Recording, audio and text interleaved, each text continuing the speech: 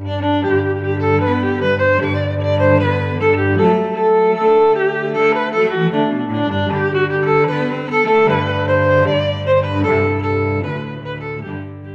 이제 말씀 속에서 하나님의 날, 여호와의 날에 닥칠 하나님의 은혜의 손길을 우리 함께 살펴보게 됩니다. 특별히 이 요엘서의 전체를 차지하고 있는 가장 큰 모티브인 이 메뚜기 재앙을 한번 기억해 봅시다.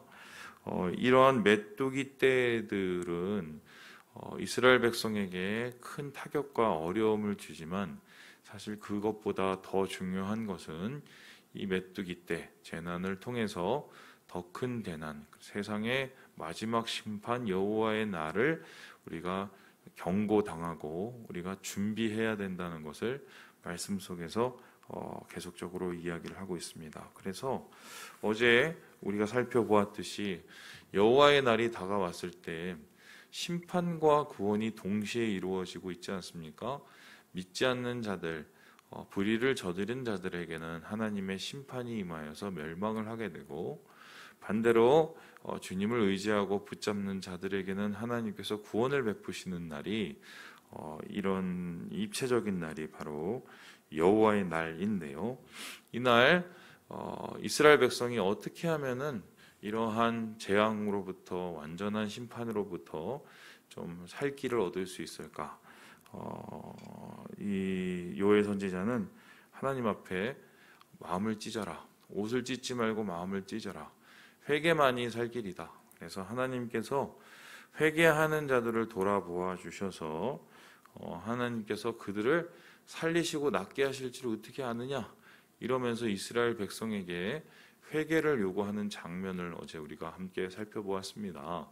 오늘 말씀은 바로 그 이후의 이야기고요.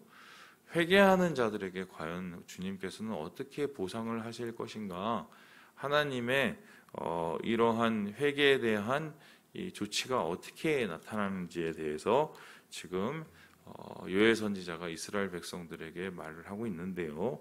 우리 함께 20절의 말씀을 같이 한번 읽어보도록 하겠습니다. 20절의 말씀입니다. 시작. 내가 북쪽 근대를 너희에게서 멀리 떠나게 하여 메마르고 적막한 땅으로 쫓아내리니 그 앞에 부대는 동해로 그 뒤에 부대는 서해로 들어갈 것이라. 상한 냄새가 일어나고 악취가 오르리니 이는 큰 일을 행하였음이니라 하시리라.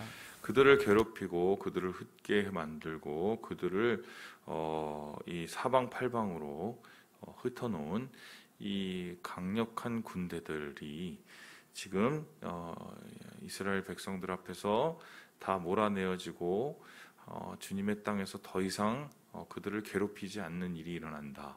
한마디로 하나님께서 위협을 없애주시고 그 땅 가운데 평안을 허락해 주시겠다고 이야기를 합니다. 그래서 회개하고 돌아오게 되면 주님께서도 그들에 대한 은혜를 돌이키시게 되고요. 그래서 그들 앞에 있는 위협을 없애고 평안을 주신다라고 먼저 이야기를 하고 있습니다. 그리고 여기에서 끝나지 않아서 실질적인 이스라엘 백성들 가운데서의 회복을 얘기하고 있는데요. 그 회복이 먼저 일어나는 것은 다름 아니라 땅입니다. 우리 함께 우리 21절의 말씀을 같이 한번 읽어보도록 합니다. 시작. 땅이여 두려워하지 말고 기뻐하며 즐거워할지어다. 여호와께서 큰 일을 행하셨음이로다. 하나님께서 땅을 회복해 주시겠다. 그 전까지는 이 땅에 메뚜기 떼가 오고 심지어는 그 메뚜기 떼가 다 갉아먹을 뿐만 아니라 계속되는 전쟁의 이 위협 속에서 온 이 산천이 황폐하게 되었을 것이 분명한데요. 하나님께서는 이 땅을 회복시켜 주시겠다 말하면서 22절에는 더 구체적으로 들에 싹이 난다. 그리고 나무에 열매가 맺는다. 포도나무와 무화과 나무가 다시 결실을 맺는다라고 얘기합니다. 여기서 특이한 표현은 들짐승들아 두려워하지 말지어다 라고 얘기를 합니다. 왜 들짐승들 보고 두려워하지 말라고 얘기를 할까요? 여러분, 이 들짐승들이 제일 싫어하는 게 자기가 노출되는 거 아닙니까? 어제 저희 아내가 얘기하는데 이제 반달곰이 그 지리산하고 그 근처로 이렇게 다 이렇게 퍼졌다면서요? 여기 보셨어요? 이게 그들의 습성과 그들에게 생태계가 이렇게 넓혀졌대요. 얘네들이 좀 이제 간이 커졌나 봐요. 사람들이 이제 더 이상 웅담을 안 빼먹으니까 그런가요? 그래서 이 지리산뿐만 아니라 그 주변에 있는 산에서도 반달곰 볼 수 있다고 얘기를 하는데, 뭐 이제는 이제 반달곰 보면 사진 찍어야 될 게 아니라 어떻게 보면 나중에 도망가야 될지도 몰라요. 많아지면 들짐승들이 노출되면 위험이 되잖아요. 그런데 들짐승들이 그것을 자기 몸을 피할 수 있는 풀이 자라나게 된다. 그러니까 그 전에 하나님의 재앙을 받고 메뚜기의 재앙을 받을 때는 들짐승들이 그렇게 숨을 곳조차 없는 황폐한 곳이었다는 말이죠. 그리고 뿐만 아니라 23절에 보니까요, 이런 말이 나옵니다. 하나님께서 비를 주신다. 비를 통하여서 곡물이 자라게 되고, 그리고 밭에 식물이 자라나게 되지 않습니까? 그렇게 되면 어떻게 될까요? 24절에 봤더니 밀이 가득하고 포도주와 기름이 넘친다. 말 그대로 젖과 꿀이 흐르는 땅이 다시 회복이 되는 것입니다. 그러니까 그 땅 가운데는 위협을 하나님께서 몰아내어 주시고 그 땅을 다시 회복해 주셔서 하나님이 젖과 꿀이 흐르는 풍요로운 땅으로 만들어 주신다고 이야기를 합니다. 그리고는 하나님께서는 무엇이라고 얘기를 하십니까? 우리 함께 26절의 말씀을 같이 한번 읽어보겠습니다. 26절입니다. 시작. 너희는 먹되 풍족히 먹고 너희에게 놀라운 일을 행하신 너희 하나님 여호와의 이름을 찬송할 것이라. 내 백성이 영원히 수치를 당하지 아니하리로다. 하나님께서는 이스라엘 백성을 다시 회복해 주시겠다. 위협을 없애주시고 땅을 회복시키시고 그 땅의 백성들을 회복시켜 주신다고 말을 합니다. 그래서 그 땅의 백성들을 회복시켜 주실 때 26절을 보세요. 저는 이 말씀 참 은혜되죠. 메뚜기가 먹은 것만큼 갚아주겠다라고 하나님께서 25절에 이렇게 얘기를 하시고요. 그러한 갚아주신 하나님의 은혜가 차고 넘쳐서 26절에 보니까 이스라엘 백성들이 더 이상 힘들게 괴로워하는 일이 없을 뿐만 아니라 그들의 찬송이 회복이 되고 하나님께서 그들의 수치를 면하게 해주시는 명예까지 회복해 주신다고 말씀을 합니다. 하나님 앞에 돌이키면 이러한 평안과 또한 이러한 풍요와 또한 하나님 안에서의 이러한 영광이 다시 회복되겠다라고 이야기를 합니다. 그리고는 여기에서 더 나아가서 주님께서는 이 회개를 한 백성들을 통하여서 하나님의 더 아름다운 그림을 그려내는데요. 우리 함께 28절의 말씀을 같이 한번 읽어보도록 합니다. 시작. 그 후에 내가 내 영을 만민에게 부어주리니 너희 자녀들이 장래일을 말할 것이며 너희 늙은이는 꿈을 꾸며 너희 젊은이는 이상을 볼 것이며. 우리가 이거는 찬송으로 많이 불렀죠. 마지막 날에 내가 나의 영으로 모든 백성에게 부어주리라. 이 찬양 아시죠? 이 찬양이 바로 이 요엘서를 뜻하는데요. 결론적으로 한번 생각을 해봅시다. 하나님 안에서 위협이 사라지고 땅이 회복되고 그들의 백성이 회복되는 것을 통해서 하나님께서 최종적으로 완전히 회복시킬 것이 무엇입니까? 바로 이스라엘 백성 가운데 있는 하나님의 영, 그러니까 예배의 회복, 예배 공동체가 회복이 되는 거죠. 그래서 그 예배 공동체 안에서 모든 백성에게 주의 영이 넘쳐나게 될 것이다 라고 말씀을 하면서 이러한 것들이 바로 이 32절에 보니까 누구든지 여호와의 이름을 부르는 자는 구원을 얻는다. 그래서 하나님 안에서 피하게 됐는다. 남은 자를 하나님께서 온전히 주의 부름받은 소명자로 세워주신다라고 말씀을 합니다. 이런 놀라운 은혜가 바로 회개하면 이루어진다. 자, 그렇다면은 그들은 도대체 어떤 죄를 졌을까요? 하나님은 도대체 이 백성들이 어떤 죄를 져서 이렇게 회개하는 것을 기뻐할 것인가? 이 요엘서를 살펴보면은 이스라엘의 죄를 지적할 때 한 가지밖에 나와 있지 않습니다. 그것이 뭐 전체를 다 상징한다고 볼 수 있겠죠. 뭐냐면요, 술 취함이에요. 그러니까 이스라엘 백성의 가장 큰 죄는 뭐냐면 술 취함입니다. 술 취하는 게 왜 그렇게 큰 죄일까? 술 취한다는 말은 단순히 술을 먹는다는 의미에 플러스 영적인 개념이 붙어 있는 거죠. 뭡니까? 방탕함을 뜻합니다. 그래서 우리가 너무 영적으로 방종하고 방탕하고, 그래서 하나님 안에서 거룩함을 잃어버리고 또한 주님 안에서 주시는 소명을 잃어버리게 된 그 이스라엘 백성을 하나님께서는 심판하시죠. 하지만 그 이스라엘이 방종과 방탕과 하나님 안에서의 불의를 버리고 주님 앞에 돌아온다면 하나님께서 다시 이러한 아름다운 이스라엘의 영광, 다윗 왕국의 영광을 회복해 주시겠다고 오늘 말씀 속에서 약속을 하고 있는 것입니다.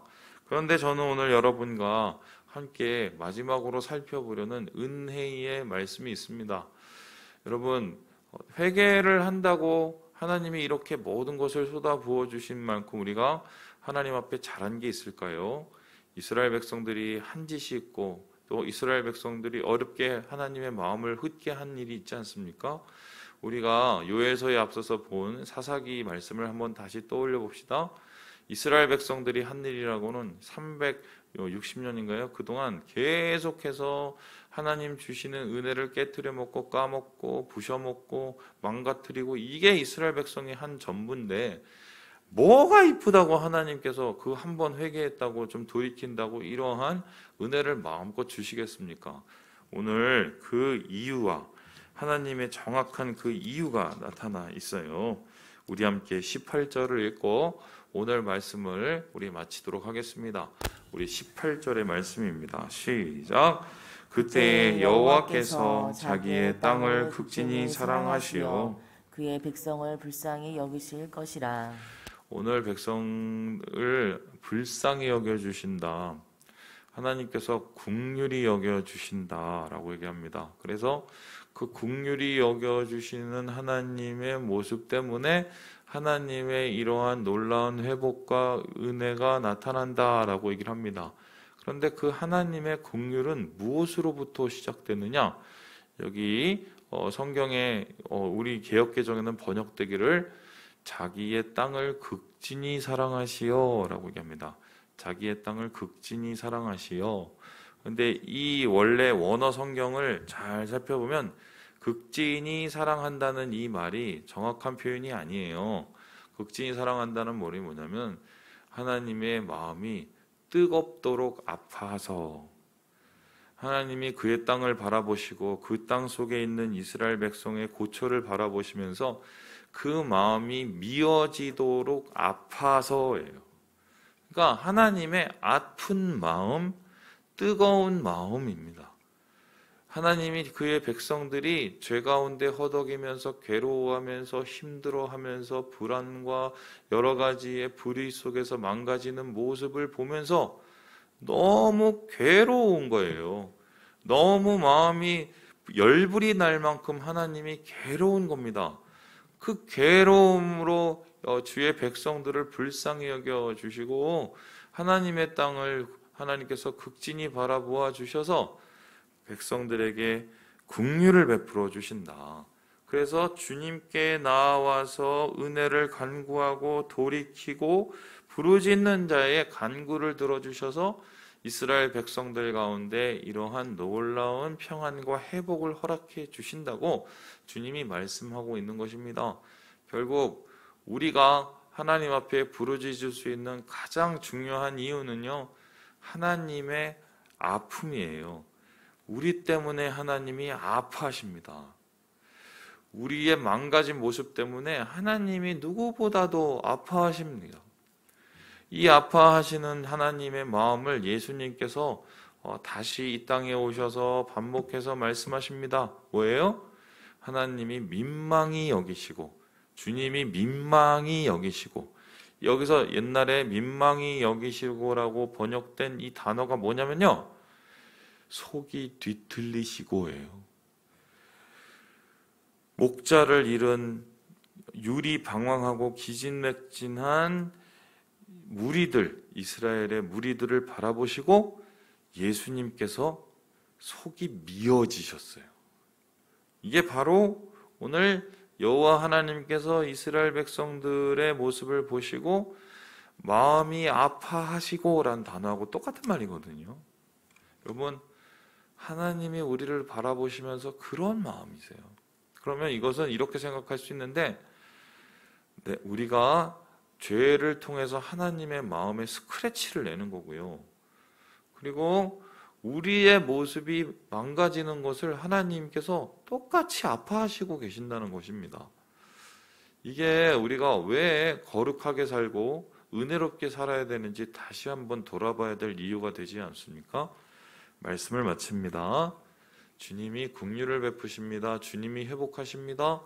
주님이 우리 때문에 아파하시기 때문입니다. 이것을 기억하시고 오늘 하루 주의 은혜를 바라보시면서 은혜롭게 거룩하게 살아가시는 우리 모든 주의 백성 되시길 주님의 이름으로 축복합니다.